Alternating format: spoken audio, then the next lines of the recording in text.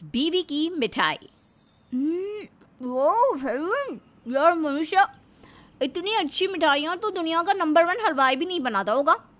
हाँ अमीषा, ये डायमंड के आकार वाली काजू कतली, ये बालूशाही और ये केसर से घिरा हुआ शाही टुकड़ा, वाह। एंड दिस लड्डूज यार, ये मोतीचूर के लड्डुओं को वर्ल्ड में पहली बार किसी ने इतना अच्छा बनाया है।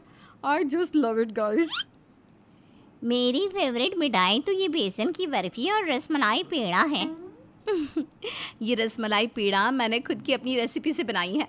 वो दरअसल आज मंदिर में महापूजा है ना, इसलिए माँ जी ने मुझसे ये सारी मिठाइयाँ बनवाई हैं मंदिर में भोग के तौर पर चढ़ाने के लिए। ओह, पर एक बात कहूँ अमीशा, तुझे ना अपने इस मिठाई बनाने के पैशन को बिजनेस में कन्वर्ट कर देना चाहिए। हाँ, अपना एक छोटा मोटा बिजनेस ओपन कर दे, ऑर्डर्स लेना शुरू कर दे, सोशल मीडिया के ज़रिए या फिर ऑनलाइन बिजनेस प्लेटफॉर्म्स। आजकल कितने लोग यही तो कर रहे हैं। या फिर बहन हमसे ही ऑर्डर ले ले। मैं तो तेरी मिठाइयों की फ़ैन हो गई हूँ। तेरे हाथ की बनी मिठाई को खाने के लिए मैं अपनी डाइट को भी कुर्बान कर सकती हूँ। हाँ, आइडिया तो अच्छा है, लेकिन मुझे इसके लिए मेरे पति रौनक जी से पूछना होगा। मैं उनसे पूछ के बताती हूँ। अमीषा को हमेशा से ही खाना बनाने का बहुत शौक था, और ख़ास करके मिठाइयाँ बनाने का। वो दुनिया की हर प्रकार की मिठाई बनाना जानती, और तो और कुछ मिठाइयों की रेसिपी खुद ही इन्वेंट करती है अपनी क्रिएटिव दिमाग से। सहेलियों ने उसे नए बिजनेस को खोलने का आइडिया दिया, तो उसके बारे में जब उसने अपने पति रौनक, सास राखी और ससुर कुलभूषण से पूछा तो नहीं अमीशा, तुम ये बिजनेस वगैरह नहीं कर सकते। घर संभालो, उतना ही काफ़ी है। नहीं तो क्या। अरे इस खानदान की राखी पाठक की बेटी बहू बिजनेस नहीं करेगी। हमारे यहाँ औरतें आदमियों से एक कदम पीछे ही रहती हैं। उन्हें हर पल हर घड़ी अपनी मर्यादा में रहना होता है। ये कमाना, कारोबार चलाना, ये सब मर्द कर सकते हैं, औरत नहीं। औरत तो बस चूल्हा चौका और घर गृहस्थी संभालने के लिए होती है। और अपनी मिठाइयाँ बनाने का अनोखा हुनर ना घर के मंदिर में भोग चढ़ाने के लिए और तीज त्योहार पर ही बनाया करो। इसे बिजनेस में मत बदलो, समझ गई? जी ठीक है। अमीषा का मन बहुत उदास हो जाता है। वो गर्दन नीचे झुकाए अपने कमरे में चली जाती है। उसके कठोर स्वभाव के ससुराल वाले उसकी मिठाई बनाकर बेचने के बिजनेस के खिलाफ हो जाते हैं। दिन गुजरते हैं और ऐसे ही एक रोज़ अमीषा की बेस्ट फ्रेंड गुंजन आती है। वो अमीषा से कहती है, अमीषा, मेरी बहन की शादी है 5 दिन बाद, और तुझसे बढ़िया और स्वादिष्ट मिठाइयाँ तो कोई और बना ही नहीं सकता। कोई तोड़ ही नहीं है। इसलिए मैं चाहती हूँ कि मेरी बहन की शादी की मिठाइयाँ तू ही बना दे। 25 डिब्बे मलाई बर्फ़ी और मावा बर्फ़ी। मैं तुझे पे भी करूँगी उसके लिए। आई एम सॉरी गुंजन, वो एक्चुअली मेरे पति और सास ससुर ने मुझे कोई भी ऑर्डर लेने से या बिजनेस चलाने से मना कर दिया है। वो लोग इस सब के खिलाफ है। यहाँ मेरे ससुराल में ये सब नहीं चलता। अरे यार अमीषा, ऐसा मत बोल प्लीज़। मुझे तेरे हाथों से ही शगुन की मिठाइयाँ बनवानी है। बाकी हलवा या मिष्ठान भंडार से मैं बनवा सकती हूँ, लेकिन तेरे हाथों में जो जादू है ना, वो कहीं नहीं। जो देसी घी और चीनी मुंह में जाते ही घुल जाते हैं ना, होए होए होए होए, मज़ा आ जाता है। प्लीज़ प्लीज़ प्लीज़ यार, एक बार बना दे, थोड़ी ना बार बार शादी होगी। गुंजन अमीषा को बहुत मनाने की कोशिश करती है, और फिर मिठाई बनाने की शौकीन कलाकार अमीषा अपने आप को रोक नहीं पाती, और वो गुंजन की बहन की शादी की मिठाइयाँ बनाने के लिए राज़ी हो जाती है। हाँ तो कर दी मैंने गुंजन को, लेकिन अब मैं मिठाइयाँ कैसे बनाऊँगी? वही करना होगा मुझे। शाम में माँ जी और पापा जी दोनों भी मंदिर में भजन कीर्तन सुनने जाते हैं, और तभी रौनक जी भी घर पर नहीं होते। वो ऑफिस से सीधा 8 बजे आते हैं। उसी वक्त मैं मिठाइयाँ बना लूँगी। फिर अगले दिन जब शाम के वक्त रौनक ऑफिस में होता है, राखी और कुलभूषण मंदिर गए होते हैं, तभी अमीषा घर के सारे दरवाजे और खिड़कियाँ बंद कर देती है, और सिर्फ एक छोटी सी खिड़की खुली रखती है ताकि हवा आ सके, और चुपके से वो फटाफट बर्फ़ी बनाना शुरू करती है।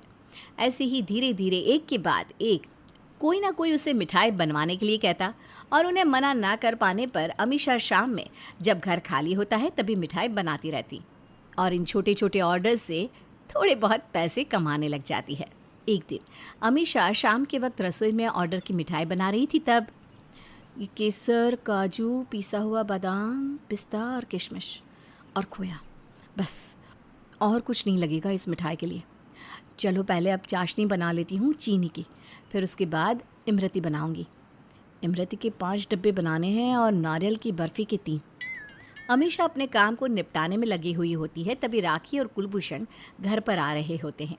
घर की बैल बजती है और अमीशा पूरी तरह डर जाती है। उसके हाथ कांपने लगते हैं और पसीने छूटने लगते हैं। हे माता रानी, अब क्या होगा? माँ जी और पापा जी आ गए। राखी लगातार घंटी बजाई जाती है, लेकिन अमीशा दरवाज़ा खोलने की हिम्मत ही नहीं जुटा पाती। राखी अपनी चाबी से दरवाज़ा खोलती है और देखती है कि अमीशा तो मिठाइयाँ बना रही है। हाय राम, ये मिठाइयाँ किस खुशी में बना रही है रे तू अमीशा बहू? तभी अचानक से दरवाजे पर अमीशा का ग्राहक आता है और कहता है, अमीशा जी, मेरी मिठाइयाँ बन गई। क्यों? इसका मतलब अमीशा बहू तुम हम सब से छुप कर अपना होममेड मिष्ठान भंडार चला रही हो। वाह! अमीशा के इस छोटे घरेलू कारोबार के बारे में घर पे पता चल जाता है और रात में रौनक आने पर वो अमीशा को खूब डांटता है। तुमसे मैंने और माँ पापा ने कहा था ना कि ऐसा कुछ मत करना। हमारे घर की बहुओं को और बीवियों को ये सब शोभा नहीं देता। तो क्यों मेरी और मेरे परिवार की इज्जत को मिट्टी में मिलाने के पीछे तुली हुई हो? हाँ, इसे अब लास्ट वार्निंग दे दे। आइंदा से अगर इसने मिठाई बेचने की कोशिश की तो इसे मैं सीधा इसके मायके भिजवा दूंगी। फिर वहाँ पर जाकर बन जाना धोती कुर्ता पहन के एक हलवाई और खोलना अपना मिष्ठान भंडार वहाँ। मिठाइयों को बनाकर बेचना सिर्फ एक आदमी कर सकता है, जिसे हलवाई कहते हैं, और उन्हें बनाकर सबको खिलाना और खुश रखना ये एक औरत का काम है। अंतर समझो। अमीशा मिठाइयों को बनाकर बेचना बंद कर देती है। अब वो चुप चुप रहने लगती है। दिन बीतते जाते हैं, रौनक का बिजनेस ठप होते जाता है। वो रोज़ उखड़ा उखड़ा सा मुँह लिए घर लौटता है, थका हारा और उदास। वो अपनी दुविधा घर में सबको बताता है। समझ में नहीं आ रहा क्या होगा अब। बिजनेस डूबते ही जा रहा है। प्रॉफिट तो कुछ हो ही नहीं रहा, सिर्फ लॉस ही लॉस हुआ जा रहा है। मुझे कुछ पैसों की बहुत ज़्यादा ज़रूरत है इस वक्त अपने बिज़नेस को बचाने के लिए। अगर मैंने अभी अपने बिज़नेस को नहीं बचाया ना, तो वो पूरी तरह बर्बाद हो जाएगा और हम कहीं के नहीं रहेंगे। मेरे पास तो जितने पैसे थे सब खत्म हो गया है बेटा, तुझे तो पता ही है। हे भगवान, अब क्या होगा? तभी अचानक से अमीशा आती है और वो रौनक के हाथ में पैसे रखती है। ये देखकर तीनों हैरान और आश्चर्यचकित रह जाते हैं। अमीशा, ये पैसे कैसे? मैं वो छोटे छोटे ऑर्डर्स लेकर चुपके से मिठाइयाँ बनाया करती थी ना, उन्हीं के पैसे हैं ये। बहुत ज़्यादा तो नहीं है, लेकिन इतने कम भी नहीं है। बहुत मेहनत की थी, चुपके से ही सही, आप लोगों से छुपा कर ही सही, लेकिन अब आप कुछ मत सोचिए और अपना बिजनेस बचाइए। धन्यवाद बेटा, हम सब गलत थे जो तेरे कारोबार के खिलाफ थे। आज जब मुसीबत आई हम पर, तब जाना कि क्या औरत क्या मर्द। पैसे तो हर कोई कमा सकता है, पैसे कमाना हर किसी का हक है, फिर चाहे वो बहू हो या बेटी। हाँ राखी, एकदम सही बात कही। माफ़ कर दे अमीशा बहू, भूल हो गई हमसे। रौनक उन पैसों से अपना बिजनेस बचा लेता है और इसके बाद उसके बिजनेस की दुगनी तरक्की होती है।